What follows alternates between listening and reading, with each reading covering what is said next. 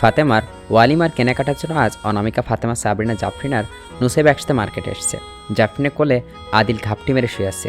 ইতিমধ্যে তারা অনেক কেনাকাটা করে ফেলেছে। অনামিকার হাতে ব্যাগ টানতে টানতে বলল, উফ, কি হেভি ব্যাগগুলো।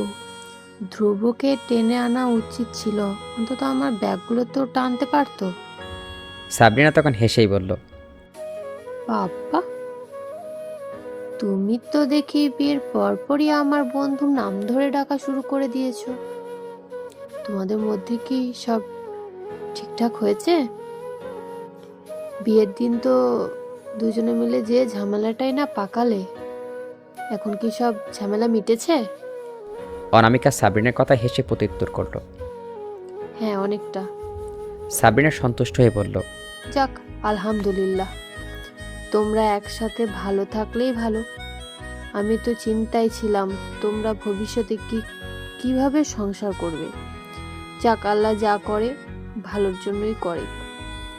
শপিং মলের ভেতরে ঘুরে ফিরে অবশিষ্ট যা যা প্রয়োজন ছিল সেগুলো কেনাকাটা করা হলে তারা একটা রেস্টুরেন্টে গিয়ে বসলো লাঞ্চ করতে।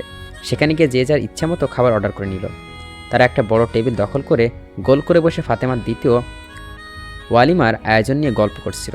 কিছুক্ষণ পর তাদের অর্ডার করা খাবারগুলো ওয়েটে এসে দিয়ে গেল। জাফরিন আদিলকে কোলে বসিয়ে মুখে তুলে খাইয়ে দিচ্ছিল।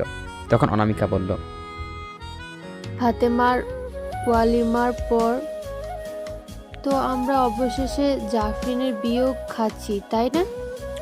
কথাটার প্রত্যুত্তরে জাফরিন নির্বিকার দেখল। সাবরিনা জাফরিনের দিকে তাকিয়ে তারা ভাবভঙ্গি পরখ করে দেখার চেষ্টা করছিল। ফাতেমা চুপচাপ রইল। তখন অনামিকা আবারও নিজে নিজেই বলতে শুরু করলো, তোর বিয়েতে কিন্তু আমরা আবিদ ভাইয়ের জুতা চুরি করব বলে দিলাম। কারো বিয়েতে বরের জুতা চুরি করা হয়নি। আবিদ ভাইয়া অনেক বড় মনের মানুষ। তোর জন্য হলেও আমাদের মোটা অঙ্কের টাকা দেবে, দেখিস। নুসাইবা এই কথা শুনে ভাইয়ের পক্ষ টেনে বলল, তাহলে আমার ভাইয়ার জুতোর সুরক্ষা করার দায়িত্ব আমার। অনামিকা নুসাইবার প্রতিক্রিয়া দেখে হেসে বলল, পারলে লুকিয়ে রেখো, আমি তো খুঁজে বের করবই। জাফরিন তখন সবাইকে তাড়া দিয়ে বলল, তাড়াতাড়ি খেয়ে চলো উঠি, বাসায় গিয়ে আবার জুহরের নামাজ পড়তে হবে, না হলে দেরি হয়ে যাবে। এখান থেকে আমার বাড়ি তোমাদের বাড়ির তুলনায় কাছে। আজকে চলো আমাদের বাসায়। আমি তো এখন বাসায় একাই থাকবো। ম্যাক্সের আস্তে আস্তে ওই সন্ধে হবে। আমরা না হয় আজ একসাথে নামাজ পড়ে সেজেগুজে শাড়ি পরে ছবি তুলবো। বুদ্ধিটা কেমন? কথাটা শুনে অনামিকা এক লাফ দিয়ে উঠল। ফাতেমা জাফরিন শুধু কাইকুই করছিল সেটা দেখে। সাবরিনা বলল, তোমরা কিছু বলছো না যে? আমি তো শাড়ি পরতে পারি না, কখনো পরিনি। জাফরিন আর ফাতেমার অবস্থা দেখে সাবরিনা বলল, আমি নিজে নিজে অনেকবার পড়েছি কলেজের ফাংশনে। জাফরিন আপুকে কখনো পড়তে দেখিনি। সমস্যা নেই, আমি পারি। আগে মাঝে মাঝে পড়তাম কলেজের অনুষ্ঠানের দিনগুলোতে। তোমার শিখিয়ে দেব, সমস্যা নেই। চলো তাহলে এখন ওঠা যাক। রেস্টুরেন্ট থেকে সবাই ব্যাগপত্র নিয়ে উঠে গাড়িতে এসে বসলো। সাবরিনা গিয়ে ড্রাইভিং সিটে বসলো।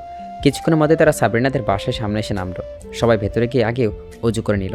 সাবরিনার সবার জন্য জায়নামাজ বের করে দিতেই সবাই পাশাপাশি জায়নামাজ বিছিয়ে নিল। জাফরিন ঘুমন্ত আদিলকে বিছানায় শুয়ে রেখে বাকিদের সাথে নামাজ পড়ি দাঁড়িয়ে গেল। সবাই একসাথে নামাজ শেষ করে উঠতেই সাবরিনা তার কাবার্ডের সামনে গিয়ে সবাইকে তার কাছে ডাকলো। সবাই তার কাছে যেতে সাবরিনা তার কাবার্ডের সামান সবার সামনে খুলে ধরে বলল যে যার শাড়ি পছন্দ সেটা নিতে। সাবরিনা জামা কাপড়ের কালেকশন দেখে সবাই আশ্চর্য হয়ে গেল। তার বিশাল কাবার্ডের কাপড়ের ধরন অনুযায়ী আলাদা আলাদা পার্টিশন রয়েছে। তখন নুসাইবা প্রশ্ন করলো, আপু, তোমার কাছে এত শাড়ি কিভাবে? তখন সাবরিনা মুচকে হেসেই বলল, আমি সব কিছুরই কালেকশন রাখি আমার কাছে। এমনকি আমার কাছে তোমাদের সবার জন্য সব ধরনের কালারের ফ্রি সাইজ ব্লাউজ আর লং স্কার্টও আছে।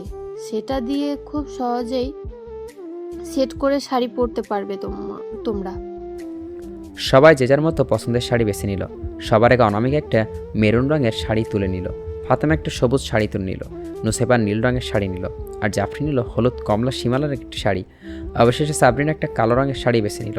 সেই অনুযায়ী তারা সাবরিনের ড্রেসিং টেবিলের কাছে গিয়ে মুখে কিছুটা মেকআপ করে শাড়ি পরার প্রস্তুতি নিয়ে নিল। অনামিকা জাফরিনের শাড়ি পরা শিখিয়ে দিলে আর নুসাইবা ফাতেমাকে শিখিয়ে দিল। অনামিকা জাফরিনের শাড়ি কুচি ঠিক করছিল, তখন সাবরিনা সবার শাড়ির সাথে মিলিয়ে কানের দুল, গলার সেট আর চুড়ি নিয়ে নিল। সবাই সেটা মিলিয়ে পরে নিল। জাফরিন আর ফাতেমা প্রথমবারের মতো খোলা চুল দেখে সাবরিনা মুগ্ধ চোখে চেয়ে বলল, তোমাদের দেখতে মাশাআল্লাহ লাগছে, কারোর নজর না লাগুক। জাফরিন আর ফাতেমা সাবরিনার প্রশংসা পেয়ে লাজুক হাসল। সারাদিন তারা এক হয়ে অনেক আনন্দ উল্লাস করলো। সর্বশেষে বিকেলের দিকে সবাই শাড়ি পাল্টে যে যার বাড়িতে উদ্দেশ্যে রওনা দিল। ফাতেমা সাফিন এসে নিয়ে গেল, আর ধ্রুব অনামিকাকে নিয়ে গেল, আর সাবরিনা তার গাড়ির ড্রাইভারকে দিয়ে জাফরিন আর নুসাইবাকে বাড়ি পৌঁছে দেওয়ার ব্যবস্থা করে দিল। বাড়িতে পৌঁছে জাফরিন আর নুসাইবা নিজ নিজ রুমে চলে গেল ফ্রেশ হতে। সন্ধ্যার পর জুবরান আর আবিদ বাড়িতে এলে অফিস থেকে আজকে জাফরিনের অফিস থেকে কিছু নিয়েছিল বান্ধবীদের জোড়াজড়িতে। রাতে জাফরিন কুরআন পড়া শেষ করে ঘুমাতে যাওয়ার আগে বারান্দার থাই গ্লাসটা লাগাতে নিলে তার নজর গিয়ে ঠেকল নিচে বাগানের পুকুরটাই। পুকুরটার মাঝখানে কতগুলো পদ্মফুল পানিতে ভেসে আসছে। পুকুরে চারপাশটা বাধাই করা, তাতে হরেক পদের ফুলের সমারোহ। সদ্য ফোটা সতেজ ফুলগুলোর উপরে হরেক রকমের প্রজাপতি ডানা চাপটে উড়ে উড়ে এসে বসছে। জোনাকি দলেরা উড়ে উড়ে এসে খেলা করছে আর আলোক রোশনি ছড়াচ্ছে। সেই খুদে খুদে আলো যেন তারার মতো চমকাচ্ছে, সাথে ভেসে আসা ঝিঝি পোকার ডাক কানে এসে লাগতেই মধুর শোনাচ্ছে। চাঁদের আবসা আলোতে জোনাকির সম্মেলনে আলোকদূত ছড়িয়ে দূর থেকে পুকুরের চারপাশে আলোকিত হয়ে আসছে। সব মিলিয়ে পুরো জায়গাটা দেখতে রূপকথার মতন মোহময়ী আর অদ্ভুত সুন্দর দেখাচ্ছে। জাফরিন লোক কাজ করলো সেখানে গিয়ে জোনাকিদের আর প্রজাপতিদের খেলায় সামিল হয়ে উপভোগ করতে। অন্যদিকে জুবরান রাতে জিম মেরে সেরে একটা লং শাওয়ার নিয়ে মাথা মুছতে মুছতে বের হলো। স্বভাবগতভাবে সে হাতের টাওয়ালটা রেখে গিটারের হাতে বারান্দায় চলে গেল। বারান্দায় রাখা তার বেনব্যাগটা গিয়ে বসাতেই আচমকা বাগানের পদ্মপুকুরটার দিকে শুভ্র কোনো এক কিছু নড়াচড়া তার সম্পূর্ণ মনোযোগ সেদিকে চলে গেল। জুবরান সেদিকটা দৃষ্টিপাত করতেই তার চোখের কর্নিয়ায় জাফরিনের প্রতিবিম্ব ভেসে উঠল। সে মুহূর্তে থমকে গেল। জুবরান যেন তার চোখের সামনে সে 8 বছর আগে জাফরিনকে দেখছে। 8 বছর আগেও সে এমনই এক রাতে জাফরিনের জোনাকির আলোতে প্রথমবারের মতো অবলোকন করেছিল। তখন জাফরিনের বয়স ছিল মাত্র 15 বছর, কিন্তু সে রাতে জোনাকির আলোর প্রতিফলন, জাফরিনের লাবণ্যতা আর পবিত্রতা মিশে জুবরানের মন কেড়ে নিতেই যথেষ্ট ছিল। জাফরিন সে রাতে জুবরানের হাতে ধরা খেয়ে আকুতি করে জুবরানের বলেছিল জুবরান যেন তার এত রাতে বাগান বের হওয়া কথাটা কাউকে না বলে। সেই দিন জুবরান নিজ মনের অনুভূতি লুকিয়ে জাফরিনকে করা আদেশ দিয়েছিল ভেতরে চলে যাওয়ার জন্য, কিন্তু আজ জুবরানের মনে অন্যরকম এক ইচ্ছা কাজ করতে শুরু করলো। সে অনুযায়ী তার দুপা একাই সেদিকে যাওয়ার জন্য অগ্রসর হতে লাগলো।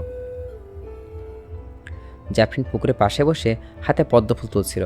তার পরনের শুভ্র লম্বা জামাটা মাটিতে বিস্তীর্ণ হয়ে ছড়িয়ে পড়ে আছে। চাঁদের আবসা আলোর আর জোনাকির আলো তার মুখে এসে পড়তেই তার সৌন্দর্য যেন আরও কয়েকগুণ বৃদ্ধি পেয়েছে। তাকে দেখতে মায়াবী মোহময়ী অপ্সরা মতো লাগছে, যেন এই আলোর উৎসবের সাথে মিলেমিশে সে নিজে নিজের সৌন্দর্য দিয়ে ঝলমল করছে। তখন আচমকা জাফরিন তার পাশে কারোর উপস্থিতি টের পেল। সে অনুসরণ করে সে অতর্কিত ঘুরে তাকাতে দেখল জুবরান সে তার পাশে বসছে। জুবরানকে দেখা মাত্রই সে লজ্জায় আড়ষ্ট হয়ে অন্যদিকে ঘুরে বসল। জাফরিন মনে মনে উঠে যেতেন চেয়েও পারছে না। জড়সড় হয়ে সেখানেই ঘাপটি মেরে বসে আসছে, তার শরীর যেন সেখানেই জমে গেছে।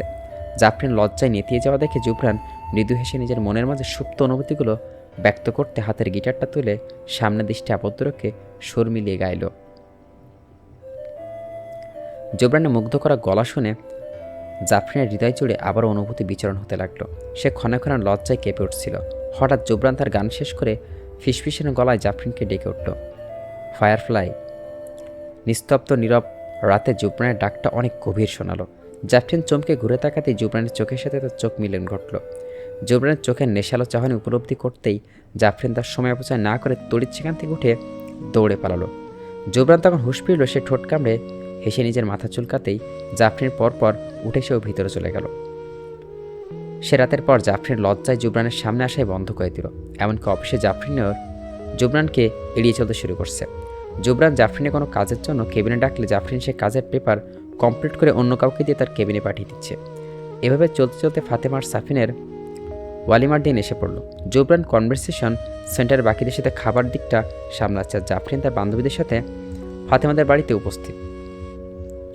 জুবরান থেকে থেকে অনেকবার চেষ্টা করছে কোনোভাবে জাফরিনকে দেখার জন্য, কিন্তু জাফরিন তাকে সেই সুযোগ দিচ্ছেই না। সে নিজে থেকেই জুবরানের থেকে লুকিয়ে আছে।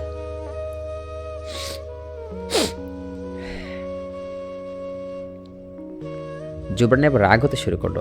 ইতিমধ্যে তার ধৈর্যের বাঁধ ভাঙতে শুরু করে দিয়েছে। জাফরিন এমন আচরণে জুবরান আর নিতে পারছে না। অন্যদিকে জাফরিন জুবরানের থেকে পালিয়ে পালিয়ে ঘুরছে। জাফরিন ভয় পাচ্ছে, খুব ভয় পাচ্ছে জুবরানের কর্মকাণ্ডে। জুবরানের ইদানিং কর্মকাণ্ডে জাফরিন নিজেকে তার থেকে আড়াল রেখেছে, কারণ বিয়ে বহির্ভূত জুবরানের এমন চাহনি তার জন্য হালাল না। এটা চোখের জিনায় পরিণত হতে পারে, আর জাফরিন সেটা জেনে শুনে হতে দিতে পারে না। সে জেনে শুনে তার রবের অবাধ্য কখনোই হতে পারে না। এটাই কারণ তার নিজেকে জুবরানের থেকে আড়াল রাখার। জাফরিন অবশ্য তার ভালোবাসাকে রবের কাছে পেতে চায়, কিন্তু সেটা সম্পূর্ণ হালালভাবে, যেখানে কোনো হারামের ছায়া থাকবে না, যেখানে সম্পূর্ণ সম্পর্কটাই থাকবে পবিত্র, শুধুমাত্র আল্লাহর সন্তুষ্টির উদ্দেশ্যে। আয়শার আজ সকাল থেকে মুখটা মলিন হয়ে আছে, চোখ দুটো ফুলে আছে, তার চোখে মুখে ক্লান্তির ছাপ স্পষ্ট ফুটে আসছে। এরপর ক্লান্ত শরীর নিয়ে আয়শা আজ অফিসে এসছে। অফিসে এসে সে আবিদের কেবিনের দিকে চলে গেল, হাতে কিছু ফাইল নিয়ে। আবিদের কেবিনের কাছে এসে দরজা নক করার পর অনুভূতি ঢুকে সে নিজের হাতের ফাইলগুলো আবিদের টেবিলের নিচে নিয়ে রাখলো। তখন আবিদ নিজের ব্যস্ততা দেখে আয়েশাকে খেয়াল করে প্রশ্ন করলো, তোমাকে আজ এত ক্লান্ত দেখাচ্ছে কেন আয়েশা? রাতে ঠিকঠাক ঘুম হয়নি বলে হয়তো এমন ক্লান্ত দেখাচ্ছে। আমি কি একটু বেশি কাজ দিয়ে ফেলেছিলাম তোমাকে? তুমি না পারলে বলতে আমাকে।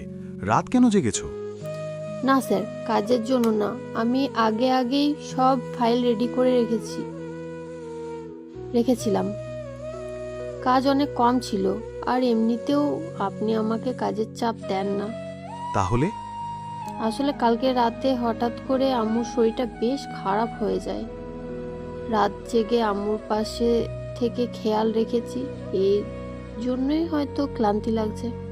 এখন আন্টির শরীর কেমন? আলহামদুলিল্লাহ, কালকের তুলনায় ভালো। তুমি এক কাজ করো, আজকের জন্য ছুটি নিয়ে নাও। না স্যার, আমি ঠিক আছি, আমার ছুটির কোনো প্রয়োজন নেই। তবুও আমি বলছি নিয়ে নাও। বাসায় গিয়ে রেস্ট করো আর আন্টির খেয়াল রাখো। আমি যে কাজ তোমাকে দিয়েছিলাম সেটা তো তুমি কমপ্লিট করে সময় মতো এনে জমা দিয়েছই, তাই আজকের জন্য তোমাকে ছুটি দিলাম। আয়েশা তখন মুখে কৃতজ্ঞতার হাসি নিয়ে জবাব দিল, ঠিক আছে, আপনাকে অনেক অনেক ধন্যবাদ স্যার। অনামিকা ড্রেসিং টেবিলের কাছে বসে চুল আশ্রাচ্ছে। ধ্রুব খাটে বসে ফোন টিপতে টিপতে সেদিকে এক পলক তাকিয়ে ভাঙাচোরা গলায় গান ছুড়ে দিল। খায়রন্য তোর লম্বা মাথার কেশ, চিরল দাঁতের হাসি দিয়া পাগল করলি দেশ। খায়রন্য। ওই মিয়া, কে ওই খয়রন? আমাকে বিয়ে করে আপনি কোন মেয়ের নামে গান জুড়েছেন? সরি। এই মেয়ে মানুষরা সবসময় একটু দুই লাইন বেশি বোঝে। কি বললেন? কই কিছু বলিনি তো, হয়তো কানে ভুল শুনেছ। আমাকে আপনি কালা পেয়েছেন? আমি কালা নয়, সব শুনেছি। আচ্ছা, শুনেছ যখন তাহলে জিজ্ঞাসা কেন করলে আবার? দাঁড়ান তবে। তখন অনামিকা চুল আশ্রানো বাদ দিয়ে রাগের তেতে উঠে হাতের চিরুনিটা ধ্রুবর শরীরে ছুঁড়ে মেরে পড়ল। মা বাঁচাও আমাকে, শাকচুন্নি তারা করেছে, মাথা ফাটিয়ে দিবে আমার। দেখো হাতে ওইটা কি? তোরা থামবি? মনে হয় আমি বাড়িতে দুইটা ছোট বাচ্চা পালছি। আল্লাহ দিলে কিছুদিন পর তোদের নিজেদের বাচ্চা কাচ্চা হলে কি তাদের সামনেও এমন একজন আরেকজনের পিছু লেগে থাকবি তোরা? এই জন্যই বলছি, সময় থাকতে এখন থেকে শুধরে যা। মা কি বলল শুনেছ? না, সে শোনার কি আছে? আমাদের আবার বাচ্চা কাচ্চা, এটাও নাকি সম্ভব? তাহলে আজকে আপনার ভয় আমি ছোটাচ্ছি, চলুন। ধ্রুবর কথা শুনে অনামিকা ড্রেসিং টেবিল থেকে আস্ত একটা মাটির ফুলদানি তুলে ধ্রুবকে দৌড়ানি দিয়ে বলল। ধ্রুব অনামিকার দৌড়ানি খেয়ে উঠে পালালো। অনামিকাও তার পিছু পিছু ছুটল। তখন শান্তা বেগম সেখান দিয়ে যাচ্ছিল। ধ্রুব মাকে সামনে পেয়ে তার পিছু লুকিয়ে পড়ল। শান্তা বেগমের কথায় দুইজনে হুড়োহুড়ি খেয়ে এলে গেল। তারা এভাবে নিশ্চুপ হতে দেখে শান্তা বেগমের হেসে সেখান থেকে চলে গেলেন। অন্যদিকে অনামিকা ধ্রুবর থেকে মুখ ফিরিয়ে রেখেছে। তখন ধ্রুব তার পিছু এসে দাঁড়িয়ে বোকার মতো জিজ্ঞেস করে পড়ল। অনামিকা তখন রহস্যময় হাসি দিয়ে ধ্রুবর কলার টেনে ধরে রুমে নিয়ে যেতে দিতে বলল, জাফরিনের আজ অফিস আসতে দেরি হয়ে গেছে। সে তাড়াহুড়ো করে ভেতরে আসতেই একজন কর্মী জাফরিনের কাছে এসে বলল তাকে জুবরান ডাকছে। জাফরিন তখন কপাল কুঁচকে বলল, স্যারকে বলুন আমি ব্যস্ত, কোনো কাজ থাকলে তার থেকে জেনে আসুন, আমি করে দিব। জাফরিনের কথাটা বলেও অবসর পেল না। অমনি তার ফোনে সে জুবরানের কল পেল।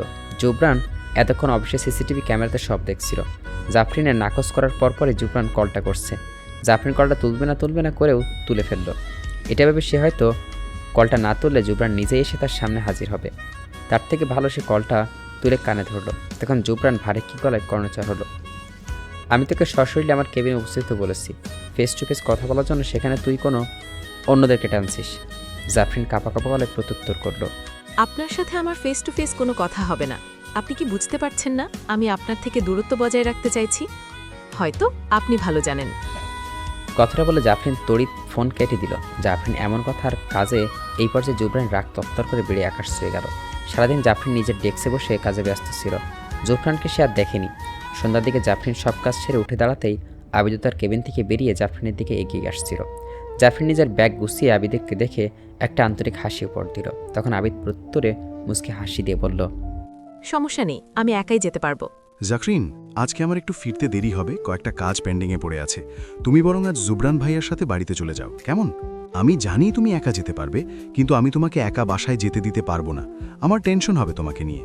এমনিতেও তুমি বাসায় পৌঁছতে পৌঁছতে সন্ধে গড়িয়ে রাত নেমে আসবে। আমি এই রাতের বেলা তোমাকে বাহিরে একা রাখবো না। জাফরিন কিছু বলল না, শুধু মাথা নিচু করে দাঁড়িয়ে রইল।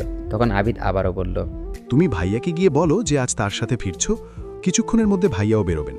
তুমি চাইলে আমি গিয়ে ভাইয়াকে বলবো।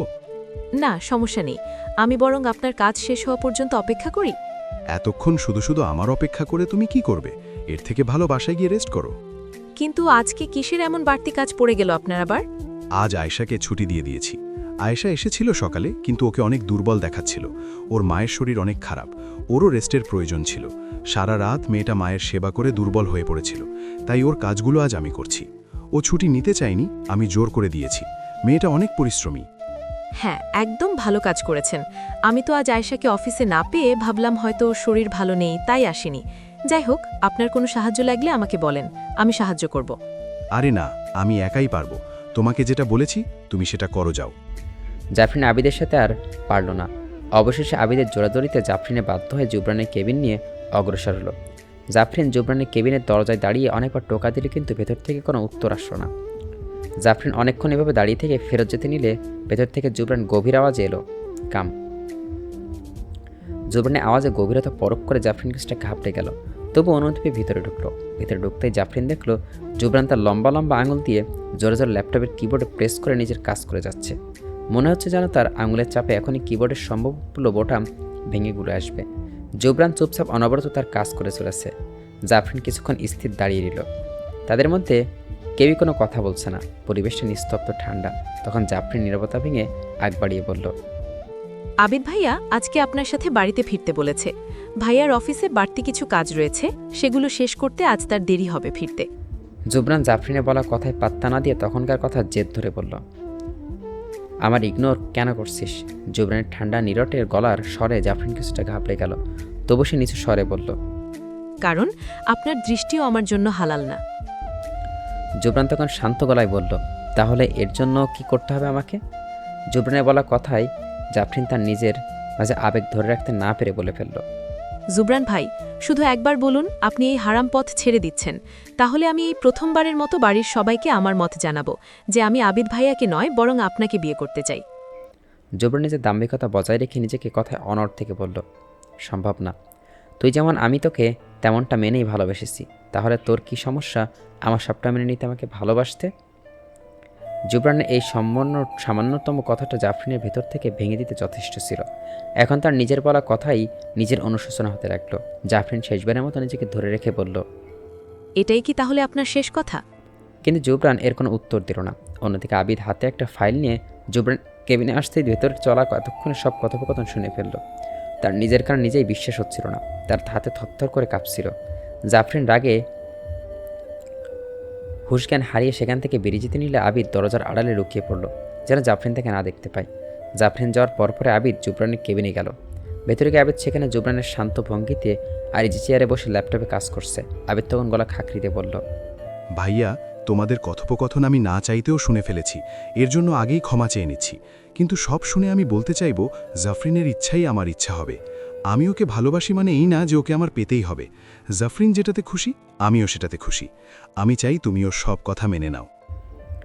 জুবরান তখন আবিদের দিকে রাগি চোখে তাকিয়ে বলল, আবিদ, তোকে আমাদের মাঝে কোনো কথা বলতে বলিনি আমি।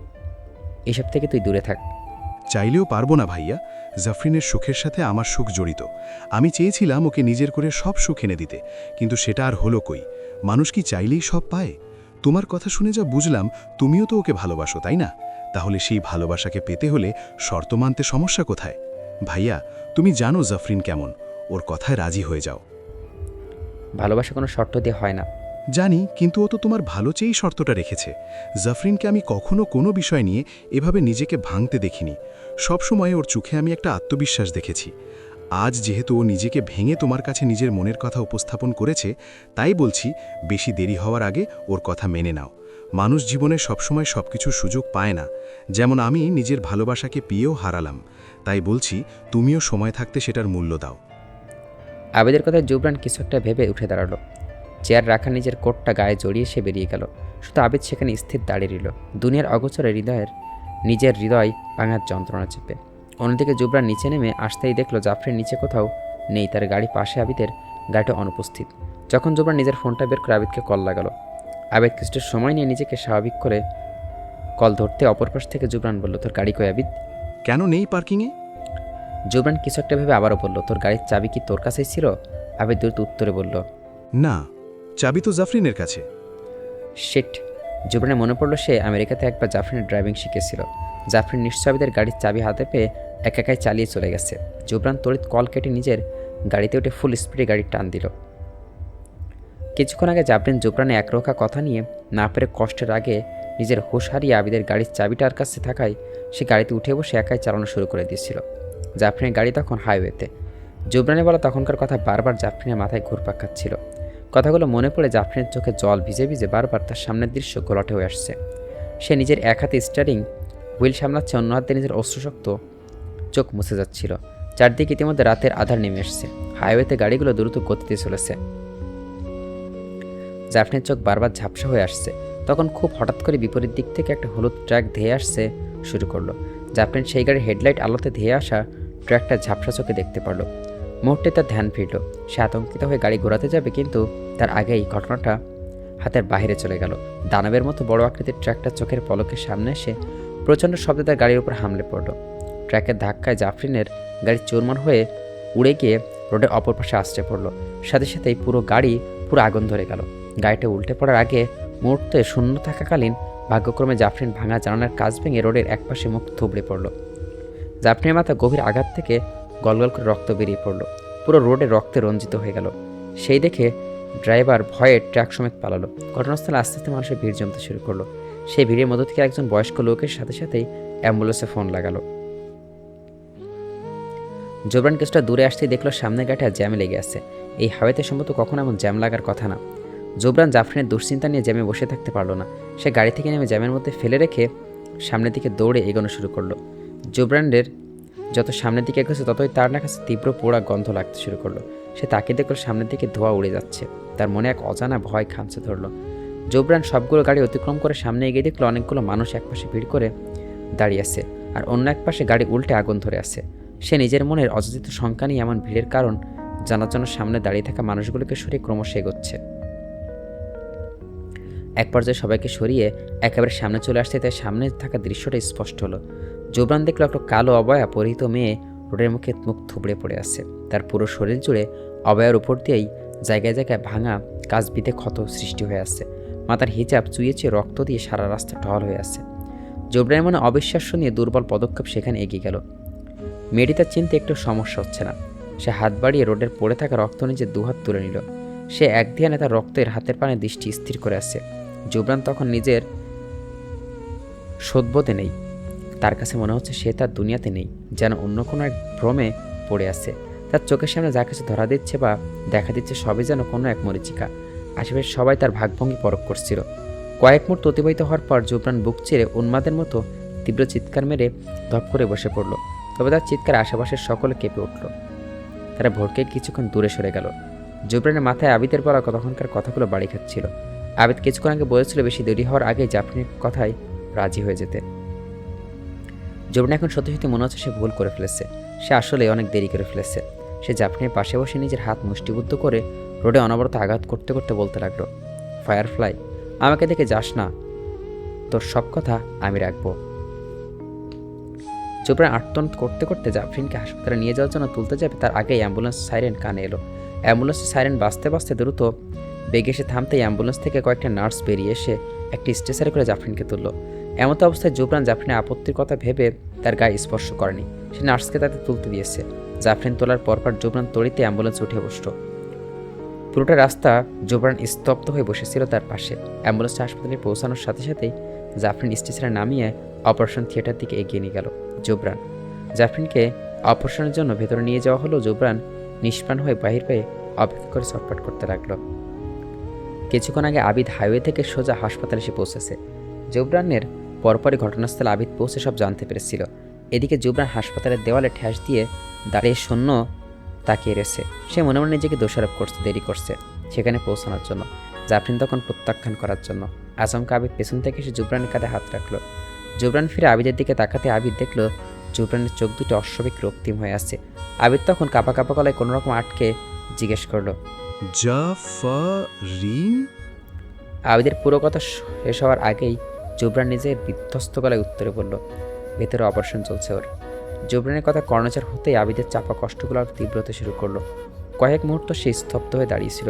পর মুহূর্তে সে কোনোরকম নিজেকে সামলে বলল, আমি বাড়ির সকলকে জানিয়ে দিচ্ছি। আবিদ তার কাঁপা কাঁপা হাতে ফোন লাগালো জাওয়াত খানকে। খবরটা তাদের জানতে এই মুহূর্তেই পুরো খানবাড়ির পরিবেশ নিস্তব্ধ হয়ে গেল। একটু আগে যে বাড়িটা প্রত্যেকটা দেওয়ালে খুশির ঝঙ্কার মারছিল, এখন সেই বাড়িতে চোখের ছায়া নেমে এলো।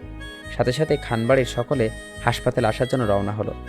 হঠাৎ ডাক্তার অপারেশন থিয়েটার থেকে বেরিয়ে এসে জানালো জাফরিনের শরীর থেকে অনেক রক্তক্ষয় হয়েছে, তার কয়েক ব্যাগ রক্তের প্রয়োজন। জুবরান সেটা শোনা মাত্রই এগিয়ে বলল, ওর আর আমার রক্তের গ্রুপ এক, আমি কি ওকে ব্লাড দিব? জুবরানের কথার ডাক্তার তাকে ভেতরে ডাকলেন কিছু পরীক্ষা করার জন্য। পরীক্ষা শেষে ডাক্তার জুবরান জাফরিনের পাশে একটা বেডে শুয়ে হাতে ক্যানোলা প্রবেশ করালেন।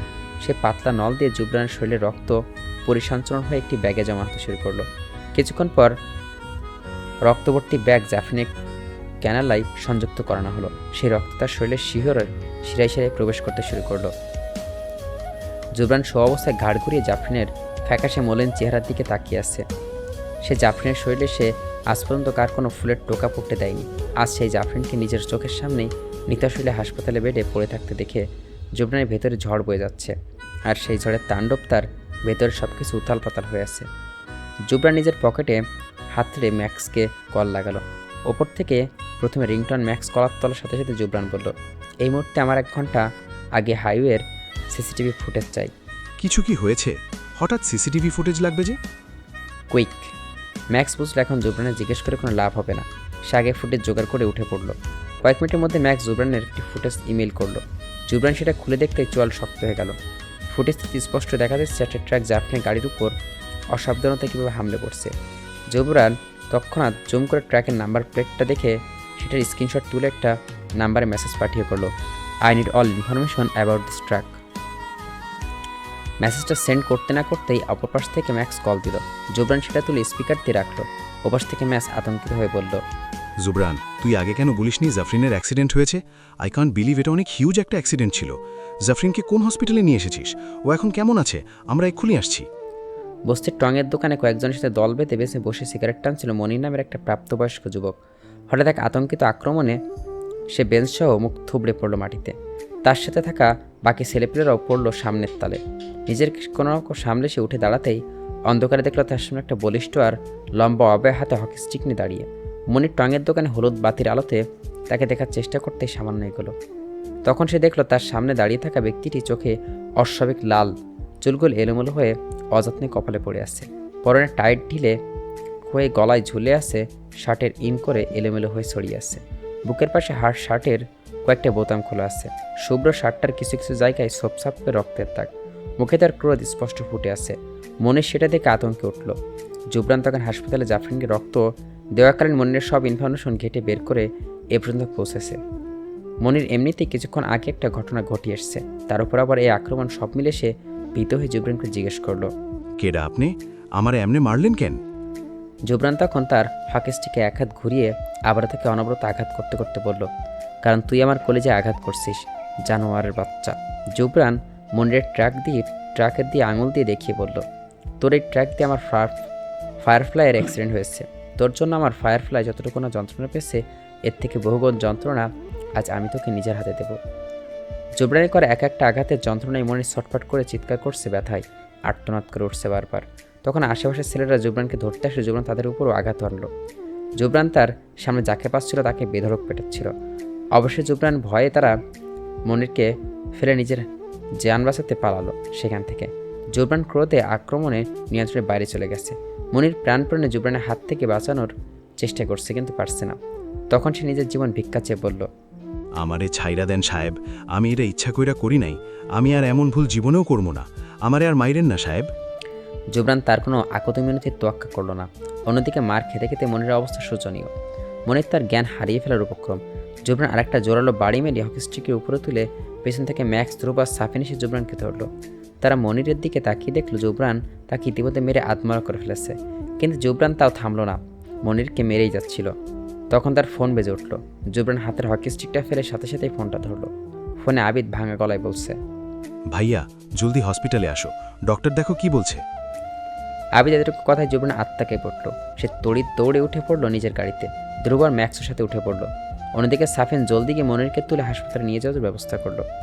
জুবরান হাসপাতালে পৌঁছাতেই দেখলো করিডোরে খান বাড়ির সকলে উপস্থিত। তার মা আসে একজন আরেকজনের ধরে কাঁদছে। বাপসাসের মুখে হাত রেখে থ মেরে সিটে বসে আছে। নুসাইবা, অনামিকা আর ফাতেমা একজন আরেকজনের হাত চেপে ধরে চোখের জল পানি ফেলছে। সাবরিনা তাদের সামাল দিচ্ছে। জুবরান কোনো দিকে তোয়াক্কা না করে সোজা চলে গেল আবিদের কাছে। আবিদ জুবরানকে দেখেই বলল, ভাইয়া ডক্টর বলছে জাফরিনের অবস্থা অনেক ক্রিটিক্যাল, ওকে বাঁচানো মুশকিল, জাফরিনের পালস রেট অনেক কম। জুবরান আর কোনো কথা না শুনে অপারেশন থিয়েটারের সামনে দাঁড়িয়ে দরজার কাজ গলিয়ে জাফরিনের দিকে তাকিয়ে দেখল। ডক্টররা তার পালস রেট বাড়ানোর চেষ্টা করছে। তার সারা মাথা জুড়ে সাদা গজের ব্যান্ডেজ করা। অনেক চেষ্টার পরে কোনো ফল না দেখে হতাশ হয়ে একজন ডক্টর বেরিয়ে এসে বলল, সরি, আমরা অনেক চেষ্টা করেছি, কোনো ফল দেখছি না, আমাদের হাতে আর কিছু করার নেই, ওনার বাঁচার কোনো চান্স দেখছি না আমরা। আপনারা বরং দোয়া করুন, হয়তো আল্লাহ চাইলে তিনি বাঁচতে পারেন, নয়তো না।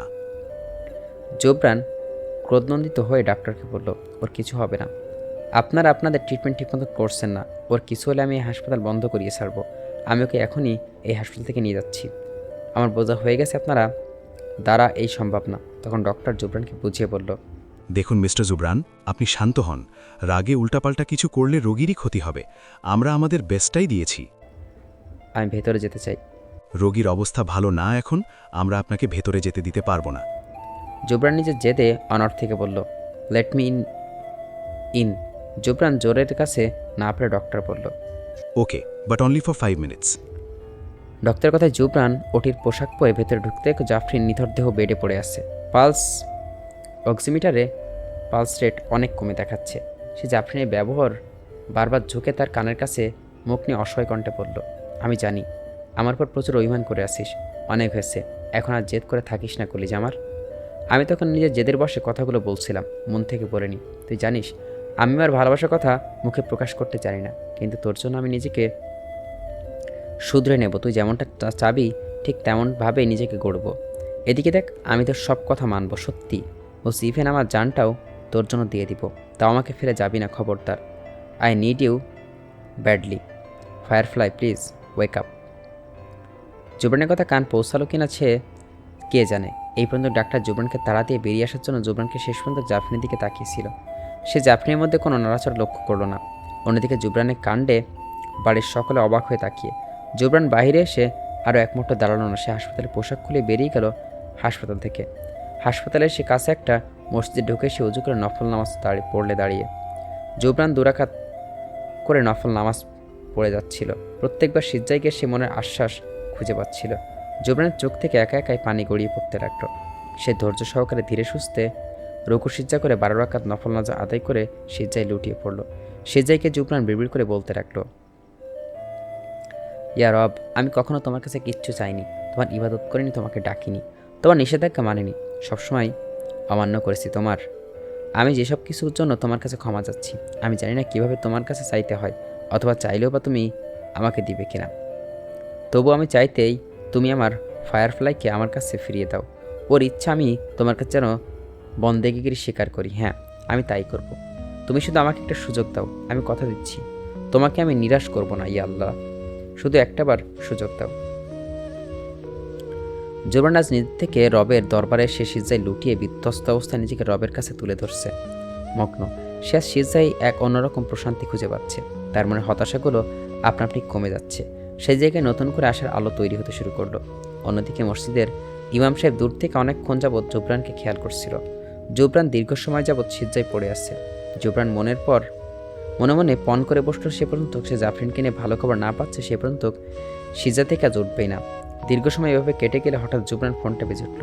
সে ধীরে সুস্থে সিজা থেকে উঠে সেটা তুলতেই আবিদ তাকে বলল হাসপাতালে পৌঁছাতে।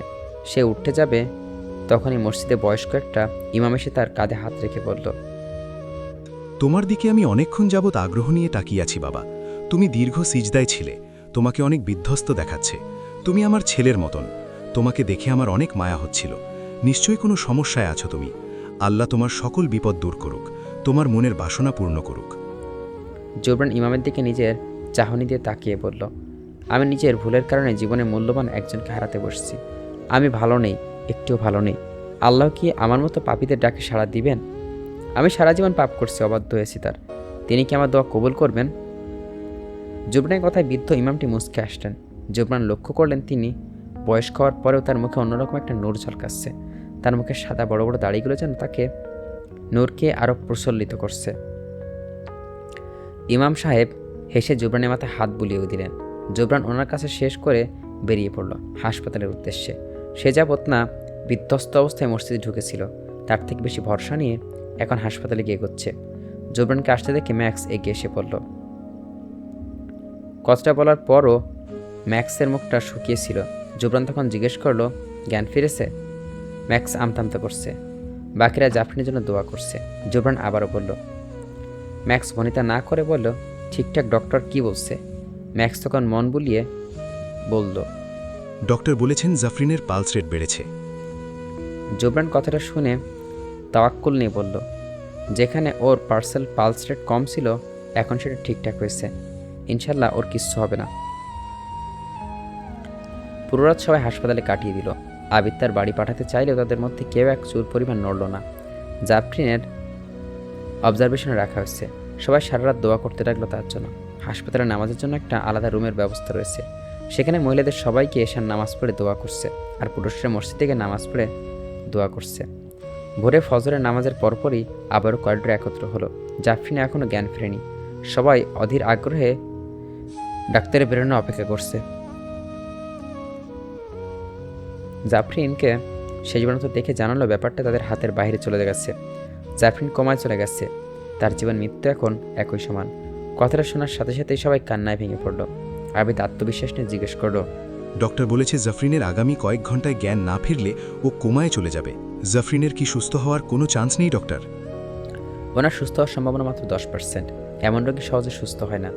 জুবরান এক কোনায় দাঁড়িয়ে সব শুনছিল। তার চোখ থেকে আপনা আপনি 2 ফোঁটা পানি গড়িয়ে পড়ল। সেই পানি গলা পর্যন্ত পড়ার আগে এক হাত দিয়ে মুছে জুবরান বলল, ওই 10% একদিন 100%-এ হবে গড়বে ইনশাল্লাহ। আমার ফায়ারফ্লাই সুস্থ হবে, এটা আমার বিশ্বাস। আমি ওকে বাড়ি রেখে সেরা থেকে সেরা চিকিৎসকদের চিকিৎসা দেওয়ার ব্যবস্থা করব। চেষ্টা আমি পুরোটাই করব। আল্লাহ অবশ্যই ওকে সুস্থতা করে তুলবেন।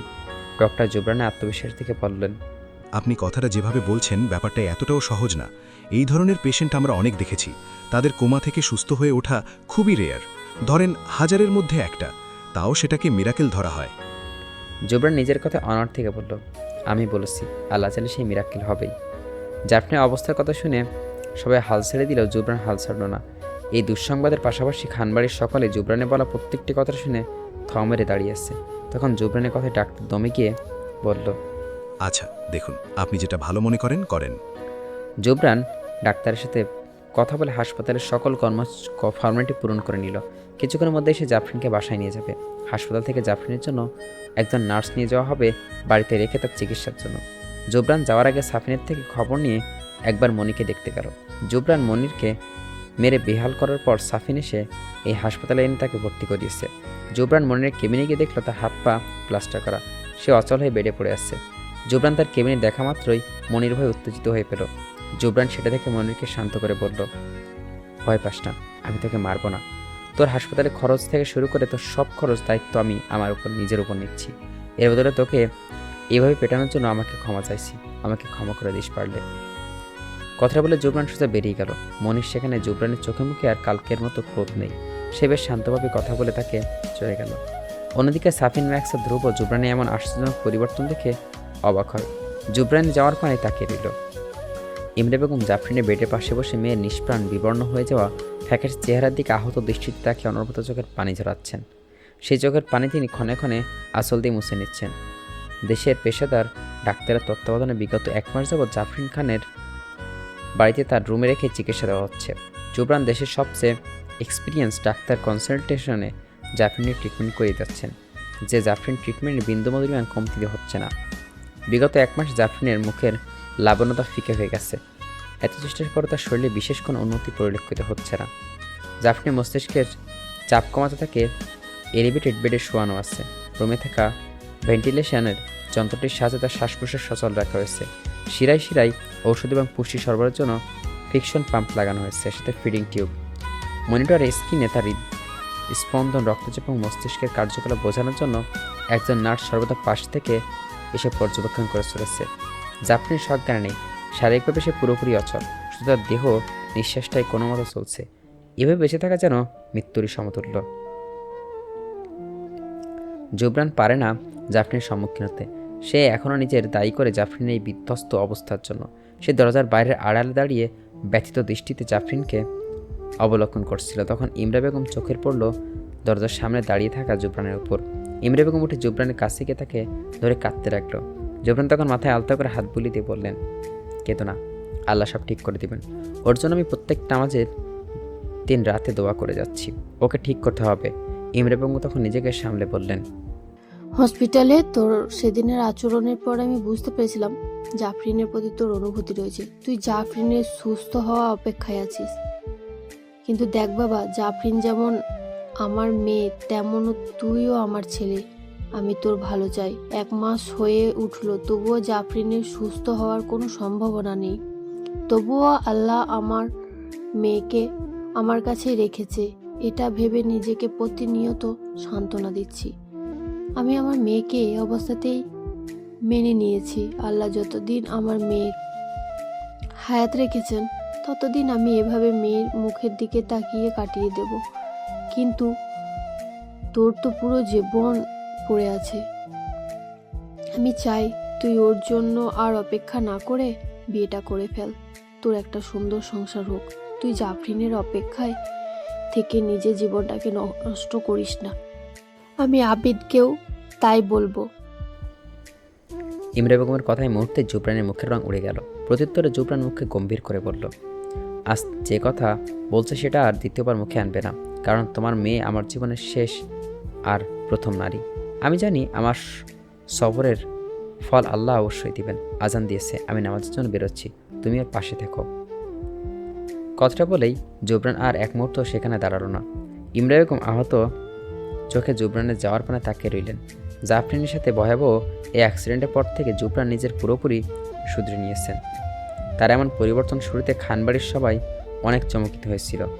সেখানে জাওয়াদ খান আর সোফিয়া বেগম মিলে এত চেষ্টা করেও ছেলেকে শপথ ফেরাতে পারেননি। সেখানে জুবরান নিজেই সেই সিঙ্গিং প্রফেশন ত্যাগ করছেন।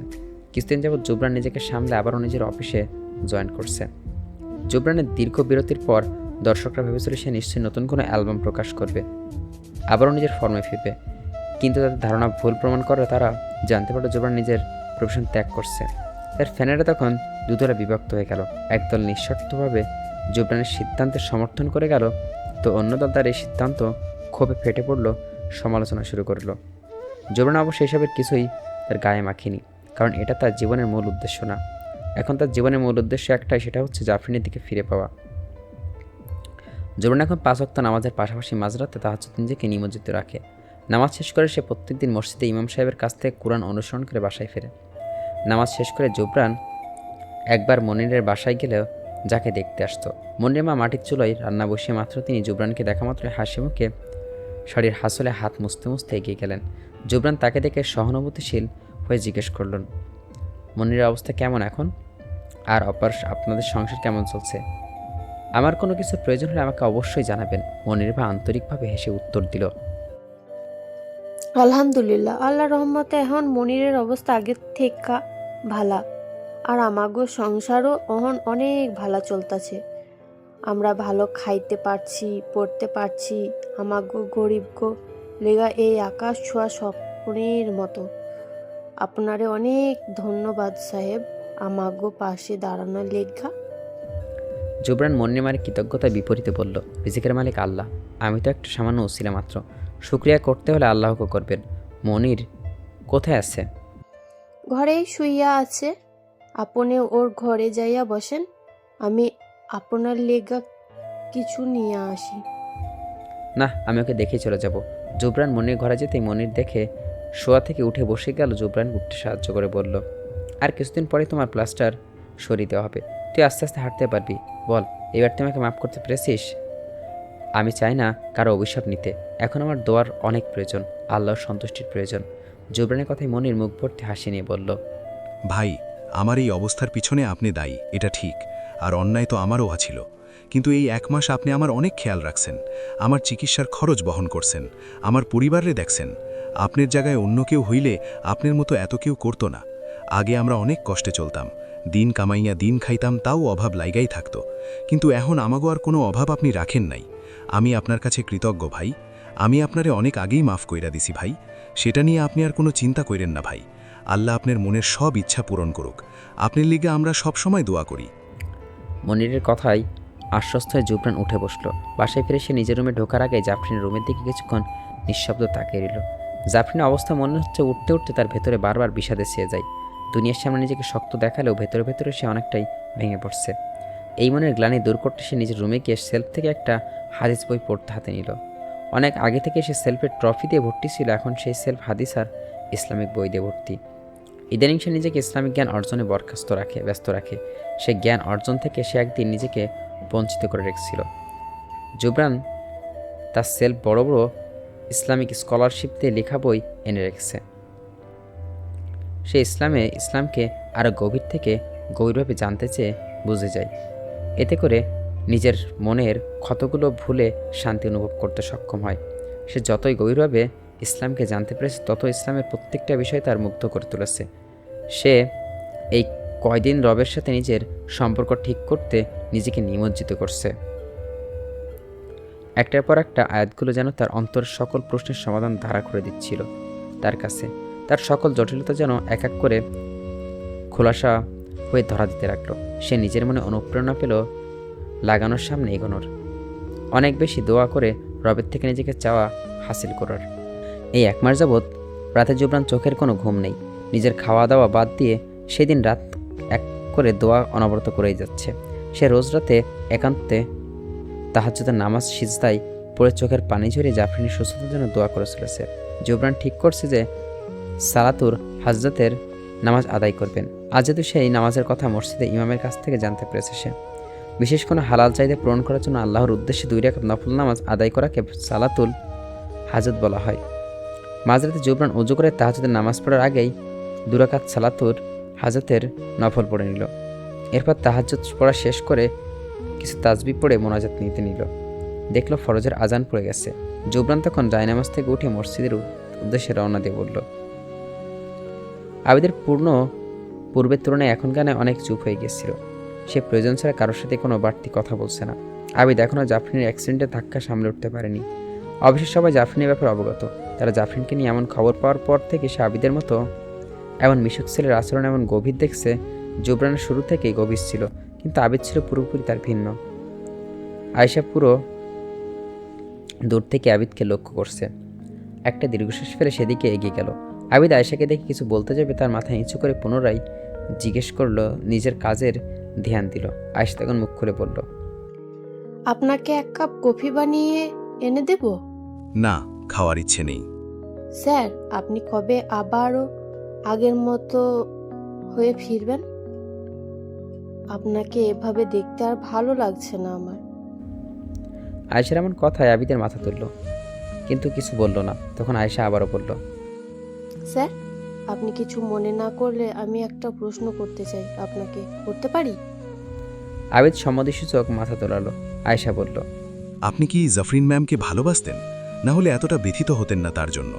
আমি জানি একজন সামান্য এমপ্লয়ি হয়ে অনেক ব্যক্তিগত প্রশ্ন করে ফেলেছি, কিন্তু আপনার চোখে জাফরিনের জন্য অপরিসীম ভালোবাসা দেখেছি আমি। তুমি কি চোখ পড়তে জানো? আমি তোমার থেকে এসব কথা কখনো আশা করিনি আয়েশা।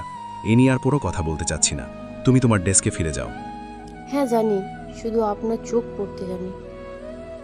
কেন পড়েছি জিজ্ঞাসা করবেন না? আচ্ছা, আপনি কি কখনো আমার চোখে কোনো কিছু দেখেছেন? আপনার প্রতি আমার অনুভূতিগুলো, সেগুলো কি কখনো টের পেয়েছেন? কথাগুলো আমি বলতাম না, কিন্তু আজ বললাম।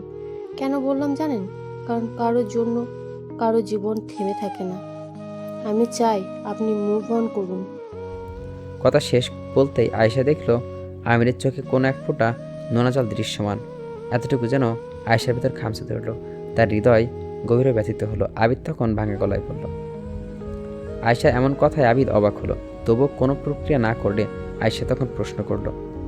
আয়েশার এমন সোজাসাপটা স্বীকারোক্তিতে আবিদ কিছুটা রাগান্বিত হয়ে বলল। আবিদের কথায় মুখ মলিন করে আয়েশা নিজের কাজে ফিরে গেল। অন্যদিকে জুবরান নিজের কেবিনে বসে কিছু ফাইল কাটছিল। তখন সে আনমনে পাশে থাকা টেলিফোনে হাত চালিয়ে জাফরিনের ডেস্কে কল দিল। আবার থেমে গেল। অফিসে থাকাকালীন সে তার অভ্যেস হয়ে দাঁড়িয়েছিল। কাজের ফাঁকে জাফরিনে বললে তার হাতের কফি খাওয়াও। জাফরিনও বলতো না, সম্ভবত জুবরানের টেবিলে কফি এনে হাজির হতো। সেই মুহূর্তের কথা মনে করতে জুবরান ঠোঁটে আপনা আপনি এক চিলতে হাসি ফুটে উঠল। সন্ধ্যায় অফিস শেষ করে গাড়িতে উঠতেই জুবরান ফোনে ক্লাব থেকে কারোর ফোন এলো। জুবরান কলটা তুলতেই ক্লাবে তার পরিচিত একজন লোক জানলো ক্লাবে নাকি তার একটা গ্যাংয়ের সাথে গ্যাঞ্জাম লেগেছে। তারা ছোট টেড্ডিস হাতাতে নেমেছে। এখন জুবরান সাহায্যের প্রয়োজন, তাই জুবরানকে সে ক্লাবে যেতে বলছে। জুবরান ক্লাবে যাওয়া আশা অনেক আগে থেকেই ছেড়ে দিচ্ছিল, তাই সেই ব্যাপারে নাকচ করে দিয়ে বলে, কিন্তু বিপরীতে লোকটা তাকে অনুরোধে করতে রাখলো, তাই বাধ্য হয়ে সেখানে যেতে রাজি হলো। জুবরান গাড়ি সোজা ক্লাবের সামনে নিয়ে ব্রেক কষল। সে গাড়ি থেকে বেরিয়ে ক্লাবে ঢুকতে তীব্র গানের সাউন্ড কানে আসতেই বিরক্তিতে চোখ মুখ কুঁচকে গেল। পূর্বের দিনগুলো যখন তার বেশিরভাগ সময় ক্লাবে বন্ধুদের সাথে কাটিয়ে দিত, তখন এই পরিবেশটা তার কাছে এত অস্বস্তিকর ছিল না, কিন্তু আজ তার খুবই বৃত্তিশা কাজ করছে। ভেতরে ঢুকে জুবরান সেই লোকটাকে কোথাও খুঁজে পাচ্ছে না। মনে হচ্ছে অচেনা সন্দেহ কাজ করতে পারে। শুরু করলো ক্লাবের পরিবেশ দেখে বোঝা যাচ্ছে না এখানে একটু আগে কোনো খারাপ গ্যাঞ্জাম লেগেছিল। জুবরান বিরক্ত হয়ে ক্লাব থেকে বেরিয়ে যেতে পা বাড়ালে তখন ফোনে আবারও কল এলো সেই ব্যক্তির। জুবরান যে ফোনটা বলল তাকে নাকি ক্লাবের একটা ঘরে আটকে রাখা হয়েছে। জুবরান সেটা শুনে সেদিকে গিয়ে একটা ক্লাব রুমের দরজা খুলে ভেতর প্রবেশ করতেই অন্ধকার রুমের লাইটটা একাই জ্বলে উঠল। আলোতে তার সামনে দৃশ্যায়িত হলো হালকা ব্ল্যাকলেস শর্ট ড্রেস পরিহিত সাফা খান। একটা পা ঝুলে আচ্ছা অবস্থায় বসে আছে। পুরো রুম ফুলে আছে আর ক্যান্ডেল দিয়ে সাজানো। রাতে দেখার সাথে সাথে জুবরান সব স্পষ্টত। তার ক্ষীণীয় মস্তিষ্ক তাকে আগাম জানালো যে ট্রাপে ফেলে এদের সাফায় আনিয়েছে। জুবরান পিছু পিছু দ্রুত বেরিয়ে যেতে দরজার হ্যান্ডেল হাতে রাখার সাথে সাথে সাফা গলা উঁচিয়ে বলল, তুমি এক পাও এগোলে আমি বাহিরে গিয়ে সবাইকে চেঁচিয়ে জড়ো করে বলবো তুমি আমাকে এখানে জোর করে এনে খারাপ কিছু করার চেষ্টা করেছো। জুবরান নিজের কাজ সেখানেই থেমে গেল। সাফা তখন সন্তুষ্ট হেসে বিছানায় উঠে জুবরানের কাছে এসে দাঁড়িয়ে তার শক্ত চোয়ালে হাতের আঙুল স্লাইড করতে করতে বলল, you can't escape for me tonight baby. আমি সব ভালোভাবে তোমাকে পাওয়ার চেষ্টা করছি, কিন্তু তুমি প্রত্যেকবার আমাকে ফিরিয়ে দিয়েছো, প্রত্যাখ্যান করছো। তাই এটাই আমার কাছে শেষ উপহার ছিল তোমাকে নিজের করে পাওয়ার। ডোন্ট ওয়ারি, আমার আজকের পর থেকে তুমি নিজে থেকে আমাকে অপ্রোচ করবে। আমাকে বিয়ে করে তুমি বাধ্য হবে মিস্টার সরফরাজ খান জুবরান। জুবরান নিজের চোয়াল শক্ত থেকে জাফরিনে হাত ঝাড়া মেরে সরিয়ে ক্রোধ মেশানো কণ্ঠে পড়ল, can't believe you are getting this much waste, such a lame treat. জুবরানের কথায় তোয়াক্কা না করে সাফা ব্যগ্র হাতে জুবরানের বুকে ধাক্কা মেরে তাকে বেডে ফেলে দিল। তার দিকে এগোতে এগোতে নিজের কাঁধের স্লিপে হাত চালিয়ে সেটা আস্তে আস্তে কাঁধ থেকে নামিয়ে লাগলো। জুবরান তৎক্ষণাৎ সাফার থেকে নিজের নজর নামিয়ে নিল। সে চোখ বন্ধ করে এতরূপ ফেতনা থেকে আল্লাহর কাছে পানাহা চাইতে মনে মনে দোয়া ইউনুস পড়তে লাগলো।